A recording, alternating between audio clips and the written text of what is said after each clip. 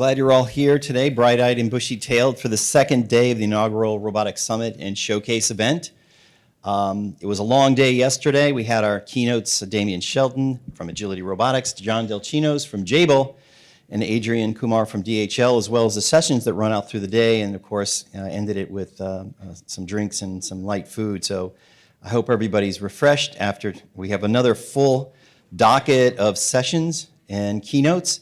I'd like to once again thank the sponsors of this event, Harmonic Drive, which is a platinum sponsor. And I mean, it's more than just contributing money. I mean, they supported us in other ways, and certainly our diamond sponsor as well, and all the other exhibitors, Media Analysts Association sponsors as well, the WTWH media team, and the people who just make sure all of this run in the background, all the ops people, because it is a lot of work. I would remind folks there was that passport program where you put the little stickers on the sheet that they gave you. If you visit all the vendors in the expo area, there's an opportunity for a drawing for a Roomba and an iPad later on today, so that'd be great. There's the Attentify app that was mentioned yesterday. If you have the handout, which they gave everybody, there's some directions on using that, and of course the Wi-Fi, the network. The password is Festo. They're a sponsor for the Wi-Fi, so much appreciated for them to allow you to do that. Today we have, again, a full docket of presentations. We have our keynotes, which we'll get into in a second. John Lizzie from GE Global Research, George Whitesides from Harvard and the Whitesides Institute, and Mark Rabert to finish up the day today at around 3 o'clock from Boston Dynamics, of course. So what we'll do is we'll have two keynotes this morning in here. We won't have to shuffle around like we did yesterday. Then there's a short networking break on the expo floor for people to get something to drink and to see some of the vendors and sponsors. And then there's the general sessions will be taking place beginning at 11:30 and running about 2:15. And then that expo floor is open again from 12:30 to 2 o'clock, very similar to what we did yesterday. And then there's a series of sessions at 2, and then the final keynote at 3 o'clock. So I would like to now introduce our first keynote speaker, John Lizzie. He's Executive Director of Robotics at GE Global Research. He sits on the board of the directors of the Robotics Industry Association. He's worked at GE for the last 18 years and held a number of positions there. So at this time, I'd like to welcome John Lizzie. Okay, great. Thanks, Dan. Good morning, everybody. It's really a pleasure to be here, and I've really enjoyed the conversation, the dialogue over the last day or so. The presentations yesterday were really fantastic. So hopefully I'll be able to add something to the conversation here this morning. And so what I want to do is walk you through a little bit around what our world looks like within General Electric, highlight some of the key challenges that we're facing, and then talk about how we're applying robotics to really drive in, as I say here, a new wave of productivity. And I want to challenge a little bit of our emphasis on AI and autonomy as part of the conversation as well. So our founder was Thomas Edison, and one of his famous quotes is listed here: "I find out what the world needs, and then I proceed to invent it." Maybe a little bit of an arrogant statement, but it's Thomas Edison, so we'll give him a break. When I first started working as a researcher at GE about 18 years ago, I thought the second part of that sentence was really the tough part, the invention part. And what I quickly learned was that first part, finding out what the world needs, is really, in many cases, just as hard. It's really about, in technology and robotics especially, it's really about understanding your customer, understanding their core problems in their deepest sense, asking the right questions, and then backing in technology to the answers to those questions that, again, is really, in many cases, just as hard as the invention part. But that aside, we've been around as a company for about 125 years, and we've really focused in over that 125 years primarily on three ecosystems that are highlighted here. It's power, it's transportation, and it's healthcare. And to give you a sense, our machines produce about a third of the world's electricity. An aircraft with a GE aircraft engine on it takes off somewhere in the world every 2 seconds, and we scan roughly 3,000 patients a day with our medical imaging technology. And of course, to do that, we make a lot of the world's most amazing machines, and we do that at scale. And you can see it here: 35,000 wind turbines, 33,000 aircraft engines, 13,000 CT machines. And of course, we manufacture all of these amazing machines, and we do that at scale, as I said. And obviously, robotics and automation and AI all play a role in that factory environment. But what you may not know is that over the past 25, 30 years, we've also become a services company, where we take on, in many cases, the responsibility for the inspection, the maintenance, and repair of these assets long after they leave the factory floor. So a question might be, well, what does industrial field service really look like? And what does the service, the inspection, the maintenance, and repair of these pieces of equipment and other critical infrastructure really look like? Well, it turns out it's not an easy job. There are thousands of vertically oriented structures in the world that need to be inspected on a regular basis, things like flare stacks, things like meteorological towers, things like cell towers, transmission towers, and wind turbines. And for vertical structure inspection, the state of the art is really what are called rope screws. It's humans in harnesses on ropes, and many times building custom scaffolding to climb all over these structures to do inspection, maintenance, and repair. And to give you a sense of scale, our latest GE wind turbine, the GE Haliade, which is a 12 megawatt wind turbine, is 220 meters tall. Each of the blades is over 100 meters in length. So massive, massive structures. Of course, we have thousands of assets that are found in remote locations, offshore oil rigs being one example. Thousands of assets that are found beneath the surface of the sea. On land, we find ourselves, our field engineers find ourselves many times in confined spaces, and many times these confined spaces contain hazardous gases, need to be vented ahead of time to allow for human access. In other cases, we have things that need to be inspected that actually don't allow for human access, and so a very costly and time-consuming disassembly is required. And then, of course, our field engineers are coming into contact with very hazardous equipment, things like high voltage equipment and nuclear exposed areas. So, we're at a robotics conference, and I'd be remiss if I didn't highlight, right, this is dull, this is dirty, and this is dangerous work. That's a big challenge that we find in terms of field service in the industrial space. But it's also about a couple of other Ds. When we're out doing inspection, when we're climbing all over the wind turbine, when we're inspecting the inside of a gas turbine, it's about data. Really what these field engineers are doing when they inspect is really going and looking for really valuable data that can't be accessed in any other way. And then most importantly for our customers, downtime is one of the most important things that they focus on. When we're inspecting that gas turbine, it's not producing electricity for our utility. When we're doing work on an aircraft engine, it's not powering an aircraft. When we're working on a CT machine, it's not producing life-saving medical diagnostics. And as a consumer, what that translates to is interrupted power, delays in your transportation, and long lines in your emergency rooms. The good news, obviously, is that robotics has a very important role to play when we talk about industrial field service. And we're going to talk some more about that. But this is going to be a story in the short term of amplification and augmentation. It's going to be a story of IA over AI, IA being intelligence augmentation. It's going to be a story of physical augmentation over automation. And it's going to be a story of really small, really valuable data over big data. And don't get me wrong, this is not to say that big data and AI and pure automation aren't a part of the story. They certainly are an important part of the story. But in the short term, it's going to be this emphasis on the former. And we're going to talk some more about what that means. And so we really believe that robots will be the next great industrial tool. And tool is a key word here, again, in the short term. So this is one way we look at the space.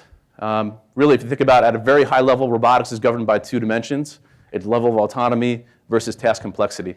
And if you start mapping out the state of the art here, right, obviously there's an inverse relationship between the two. And if you look at the frontier, the way we believe you really push past that frontier is through investment in a lot of the technology we've been talking about in the last day or so. So it's about perception, it's about reasoning, it's about dexterity manipulation, and then it's about how you engender and build trust into your systems. And the three phases that we're really going to go through in industrial field service, and I think this is reflected in a lot of the things that we're doing in the robotics space, is really on these three phases that are highlighted here. It's robots as tools, toward more intelligent partners and collaborators, toward our ultimate vision of self-sustaining systems. And the vision of self-sustaining systems is really where robots are living out in our environments, in our refineries, in our power plants, in our rail yards, doing inspection, maintenance, and repair. In this case, humans are handling edge cases and exceptions. But that's a long ways away, and so again, we're focused in the near term on really enabling our field engineers with tools and partners to do the dull, dirty, and dangerous work that I highlighted earlier. So GE's been involved in robotics, really going all the way back to the 1960s. It was back in the late 60s where we had a government program called the Augmented Man, where we actually invented and built the world's first mobile exoskeleton, a set of lift assist devices, and a walking truck that you'll see here in a moment. And I like to think this walking truck is inspiration for Star Wars Imperial Walkers, but I don't think there's a basis for that. And then, of course, through the years, we've been users and appliers of robotics in the context of factory automation. In a moment here, you'll see leveraging robotics. I think this is back in the early 80s to do plasma coatings on some of our turbine components. And then, of course, through the years, we've been applying it in a lot of different areas within our businesses as well. But if you fast forward to today, it's a very exciting time, and I think everyone here would agree, to be thinking about robotics and to be building robotics, because there's a number of different, you might call them megatrends or exponential technologies that are coming together that are allowing us to address use cases that we couldn't even think of just a few years ago, right? If you think about what robotics really is, robotics is this intersection of some of these megatrends, things like AI and the democratization of AI specifically, Moore's law and the evolution of compute power, advances in energy storage, additive technology. And again, these things are coming together and allowing us to address use cases either from a cost perspective or a technology perspective that we couldn't even really think about just a few years ago. And a lot of people, I think it was Gil Pratt that said, hey, we're in the midst of a robotics Cambrian explosion. And certainly we feel that way within General Electric and very much in both the factory and also in the field. And I think an important question that we all need to be thinking about is, as we're in the midst of this Cambrian explosion, as more and more use cases come at us, how do we think about a platform orientation? How do we think about reusable hardware, software, standards, tools that allow us not only to go after the first use case that we have in front of us, but also allow us to get to value with the many use cases that are coming in the coming years. So that's something we'll talk a little bit more about as well. And so what I want to do this morning is walk you through a few use cases in terms of how we're amplifying our field force through robotics. And the first couple of use cases I'm going to walk you through are focused on what we're calling in situ inspection repair. That's going to be in our power domain and also in our aviation domain. Then we'll walk you through a new business that we've launched that focuses really on inspection as a service. And then I'll take you quickly through some concepts we're working on around what we're calling remote work. So let's talk about the power use case first. So this is a GE 7H gas turbine. It's the world's most powerful and most efficient gas turbine. It's an amazing machine, 450 megawatts. To give you a sense of that, that produces enough electricity to power over 400,000 homes. So amazing machine, and as you can see, also a very complex machine. If you take the outer casing of that turbine off, this is what you see on the inside, thousands of parts, hundreds of blades. And to give you a sense of how harsh the inside of a gas turbine is, I'll just give you a quick lesson in gas turbine here. If you look on the right side of the picture, that's what we call the compressor section of the gas turbine. And that sucks in massive amounts of air. It compresses it down to a very dense gas. It's then combusted, and then it fires through the hot gas path of the turbine. And to give you a sense of how harsh that hot gas path is, the temperature in the hot gas path is higher than the melting point of the metal blades that reside there. So we have to apply advanced materials and coatings that allow us to run at a very high temperature that gets us that efficiency that we care about and that our customers care about. And of course, we need to do that all safely. So inspection, maintenance, and repair of assets like this is absolutely critical. But again, as I highlighted earlier, the inspection process, the repair process for a lot of these assets is incredibly complex. Requires a lot of labor, requires a lot of specialized equipment. It's very dangerous in many cases. Special scaffolding needs to be built. And the key thing, going back to that 5th D that I highlighted around downtime, when you take one of these assets out of operation for a single day, you're talking about hundreds of thousands of dollars of lost productivity for the utility. So downtime is an important part of, or an important challenge that we face.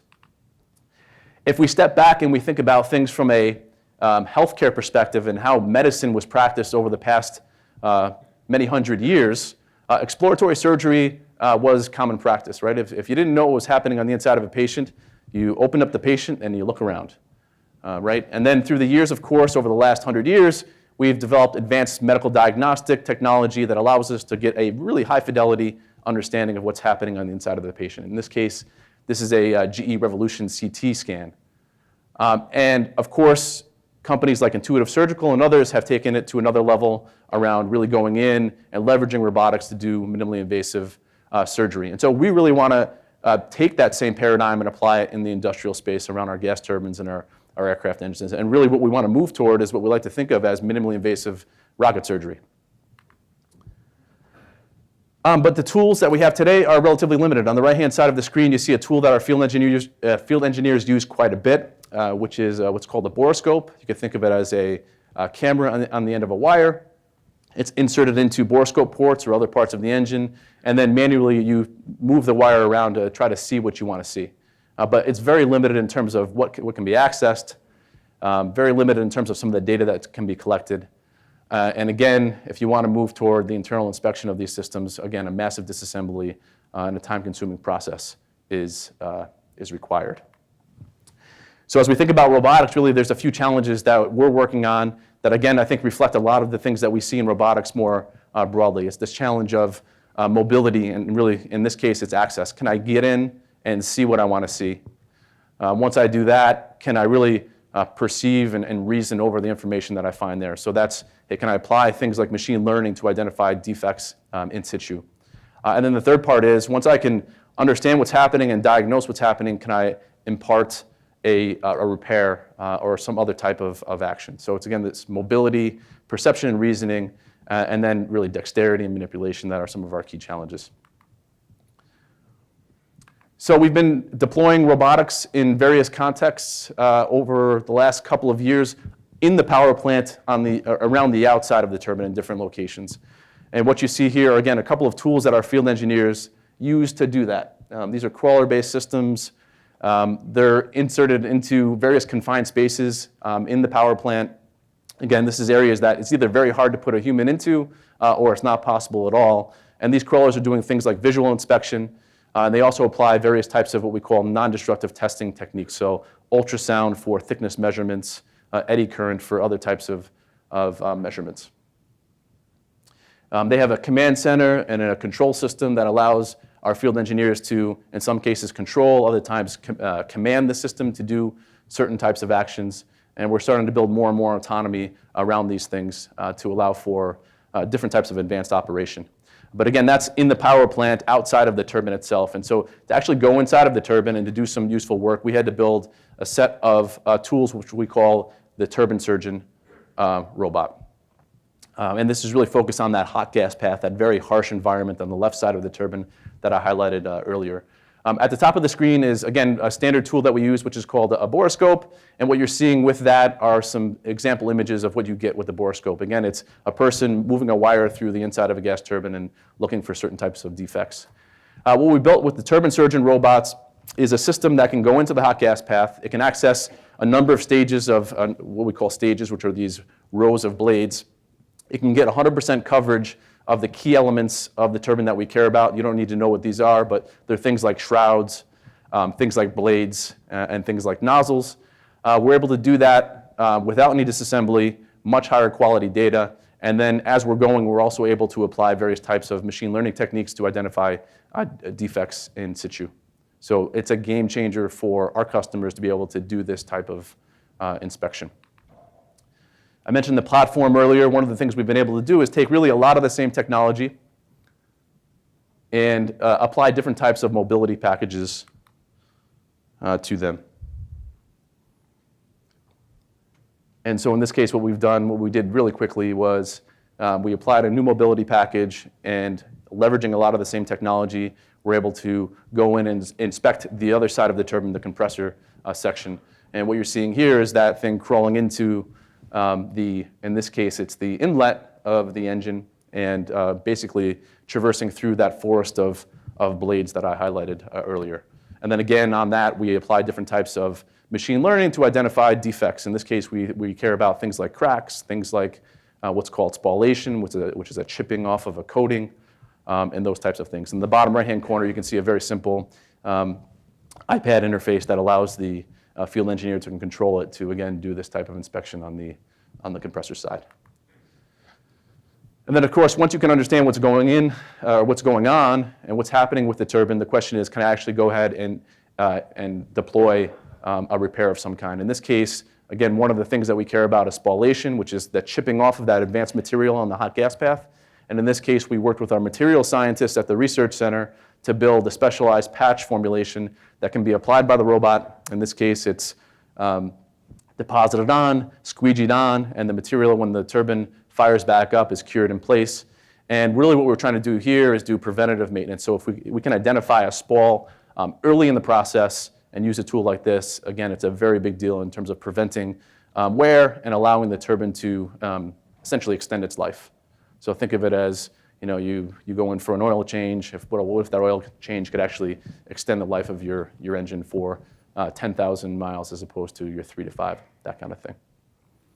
And then we're building all sorts of advanced tools on top of the same core platform to do other types of repairs. So blending, various types of brazing, and other types of action. And you'll see more of that in the near future. One of the other challenges that we find in many of our environments in the power plant and also in some of our oil and gas spaces is the need to be able to traverse not just flat confined spaces, but also be able to traverse complex structures like I-beams and T-shaped structures on the insides of things like pressure vessels and storage tanks. So again, a lot of the same technology being leveraged here with a different mobility package, in this case, specialized wheels and an articulated body that allow us to, again, traverse some of these more complex structures that we find in some of our environments. And then beyond that, outside of the turbine, again, boilers are an important part of the power plant and other parts of our industrial infrastructure. In this case, this is a system that we've built that allows us to do both inspection of the boiler ribs using ultrasound, and then also to do cleaning using a set of high-pressure water jets. Again, it's a tool. The field engineers use it. The practice today, without a tool like this, very laborious, very dangerous, and it really addresses those 3 Ds, the 5 Ds that I mentioned earlier. So being able to do this for power plants, for utilities, is really a game changer. And we're just scratching the surface in terms of what's possible in terms of both internal inspection of the gas turbine itself, but also various types of field inspection, repair, et cetera, in the power plant around that. So that's the power example. I want to walk you through just a quick example on the aviation side as well. It turns out a lot of the same challenges persist here, except the scale is much different. So this is the GE90 aircraft engine. It's really a workhorse of long-haul flight. Holds the record for the longest commercial flight in history, which was a flight from Taiwan to London, the long way, over the Pacific. And if you've flown on a 777 before, you've probably been powered by a GE90 aircraft engine. Obviously, our customers first and foremost care about safety. So in thinking about robotics, inspection, maintenance, and repair, the question is, can we actually do more inspections, increase safety by ensuring we really understand what's happening on the inside of the aircraft engine?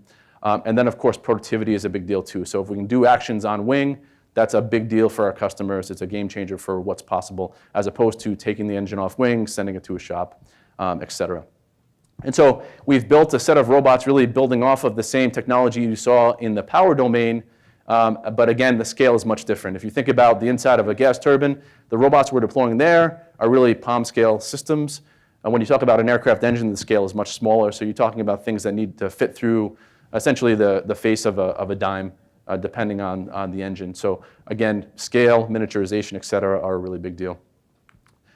One of the critical components on an aircraft engine is inside of a similar hot gas path that what you see in the gas turbine world, and that part is called a shroud, which is the outer ring of the aircraft engine.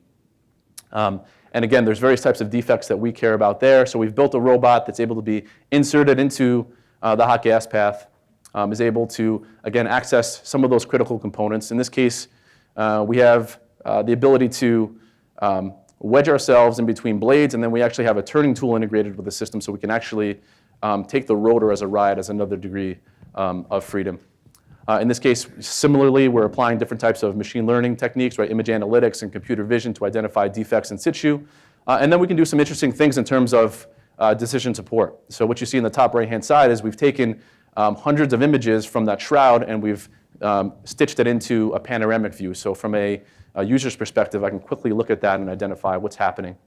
And then we also allow for remote collaboration between our tool and a remote expert. In this case, on the right-hand side, you can see an aircraft engine being inspected. It's not on wing in this case. This is a test we're doing with our aircraft business. But in that case, we have a field engineer really doing the inspection, and then we have a remote engineer on the left-hand side in New York, and they're able to collaborate on the inspection. So they're exchanging live video, live audio, and then control of the system over long distances, which is a really big deal. So being able to connect a remote field engineer, remote expertise with expertise that might be on site is a big deal for us and our customers, and we're going to talk a little bit more about that as well. Back in the middle of 2017, we acquired a company called OC Robotics out of the UK that some of you might be familiar with, and their specialty is around snake robotics. And part of their core customer base historically has been the nuclear domain. So what you see here is a snake robot with a laser cutter integrated on it, and it's doing a decommissioning task. It's doing, as you can see, part disassembly in an area where you might have nuclear radiation present. The reason I'm bringing this up in the context of aviation is this is really part of our aviation business now, and so one of the things we're doing is scaling the system down to allow for access, deployment, and delivery of other robots and other technology inside of an aircraft engine, like the one you just saw. So there'll be more to talk about on that in the near future. But we're very excited to have the OC team as part of the GE Robotics family. So that's a little bit on in situ inspection and repair. What I want to talk about now is something that we're very excited about, which is we're calling inspection as a service, which is really a new business where we've taken technology that we've deployed inside the company and we've opened it up to really the outside world. As I've highlighted before, thousands of assets around the world that need to be inspected. We talked about internal inspection of critical infrastructure, but of course external inspection of things like wind turbines, various parts of refineries, rail yards, utility, distribution networks are a really big deal and a major, major challenge. And the 5Ds that I mentioned earlier really apply in this domain just as much as they do for the internal applications that I just mentioned. So we launched a business called Avitas Systems really just in the middle of last year. And again, what they're trying to do is provide a platform that allows us to offer inspection as a service across a whole host of industries. In this case, it's industries like oil and gas, like power, like the rail domain, and a set of others. And one of those services is really drone-based inspection of vertically oriented assets. In this case, this is a wind turbine example. And what you're seeing here is part of the planning system for that inspection. And what you're really seeing is a domain expert in this case annotating that model to say, I want the system to look at this specific point on the asset. I want it to look at it from this angle. I want it to zoom to this level. And I want to inspect for this type of defect. That domain expert's intent is then translated to a plan that gets translated to the brain of the robot. And then we get the robot out in the field, and it autonomously goes and executes essentially that domain expert's intent. We're collecting high-resolution imagery, which you can see here. We're applying machine learning both, or really what you would call inference here, both at the edge and then in a post-process way. We're collecting and analyzing IR, thermal imagery as well, and that's really feeding into the overall platform that I just mentioned.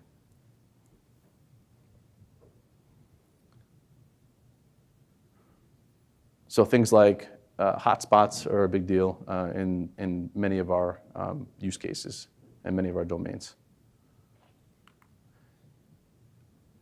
But it's not just about robotics. It's about, again, this platform that can be applied across a host of industries.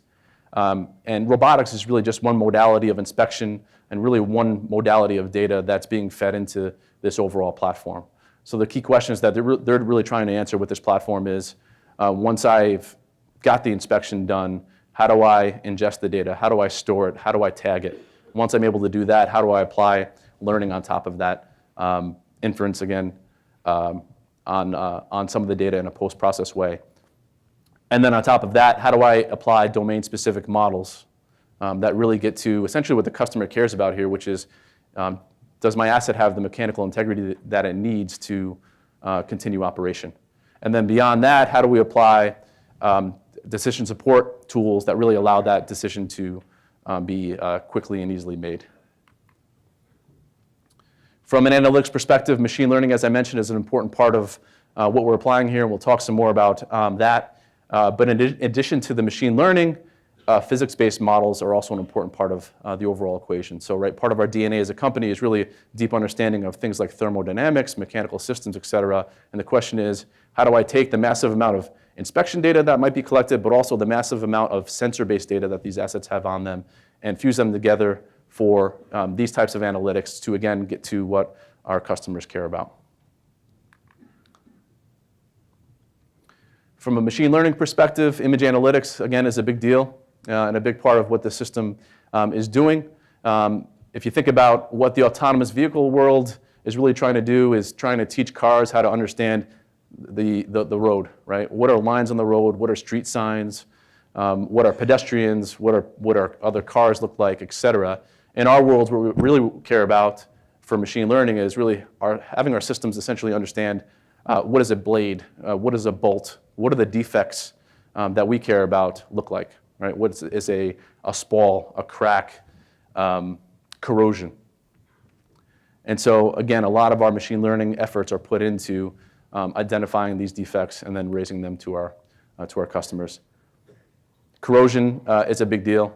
So this is something that our system does, which is for things like flare stacks and refineries and other types of infrastructure we find in those environments. Again, can we in situ, in real time, identify where corrosion might be located, and not only where the corrosion is, but what is the severity level of that corrosion. Data is limited in this environment, so transfer learning is really another important techniques that we think about. Things like spalls and things like paint degradation actually appear very much in the same way. So can we leverage data from multiple domains using transfer learning to do that? So this is an exciting area for a lot of reasons, a lot of interesting technology. It's also just interesting because this is an internal startup for GE. So this is technology that we've developed at our research center and other parts of the General Electric company. And now we've wrapped that. We've incubated it within our venture team as an internal startup, and it's really being treated very much like a startup. And a lot of people, including many of our customers, are very excited about what the future holds for Avitas systems.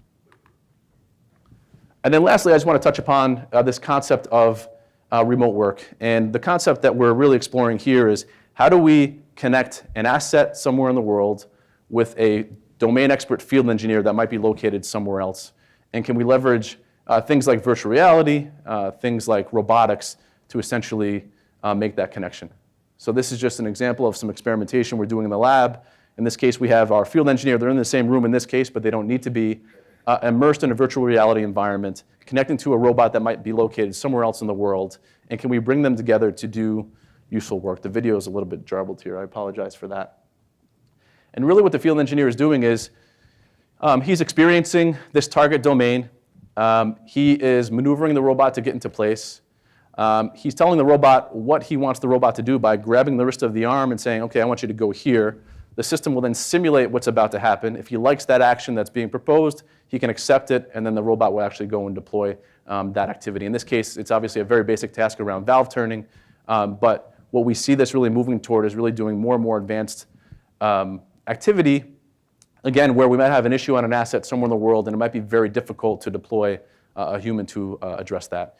The robot you see here is really a target research platform, so this is not something that we'd obviously deploy in the real world, but the core engine that we're building, this core technology around this combination of virtual reality, robotics, haptics is going to be another important part of this, is really essentially what we're we're building out. And so you'll see more of that in the near future as well.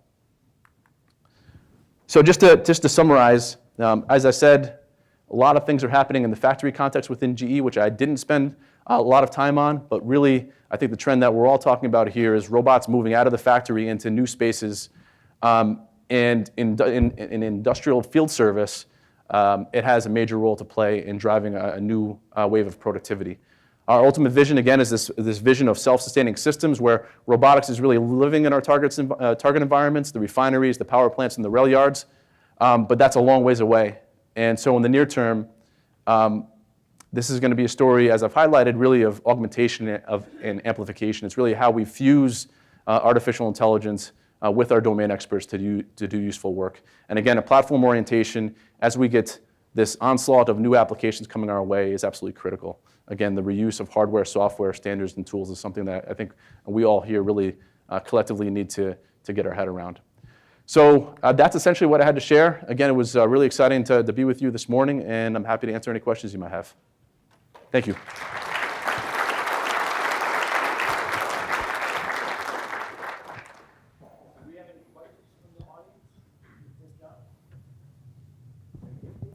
Yeah, you mentioned building trust was a key step in deploying robots. You mentioned kind of the validation process they use to make sure that robots can do the job as well or better. Sure. So this is a big challenge when we talk about autonomy more broadly. I mean, there's numerous ways in which we're trying to do that. So formal methods, validation and verification is something that we've done a lot of historically, right? We have an avionics business that builds avionics for commercial aircraft, and so we're trying to take a lot of that same heritage and apply it to non-deterministic systems, which is a big challenge, right? So thinking about, in the meantime, as we're trying to make that translation, thinking about how you integrate contingency managers into the systems that you build is one step in that process, but it's a big challenge, right? And I think that's something that in autonomous vehicles and autonomous drone flights and a lot of other areas is in many cases an open question.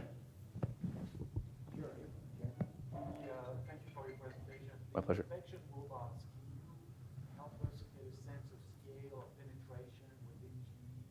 You have thousands of these turbines and engines around the world. How many of these are currently inspected this way?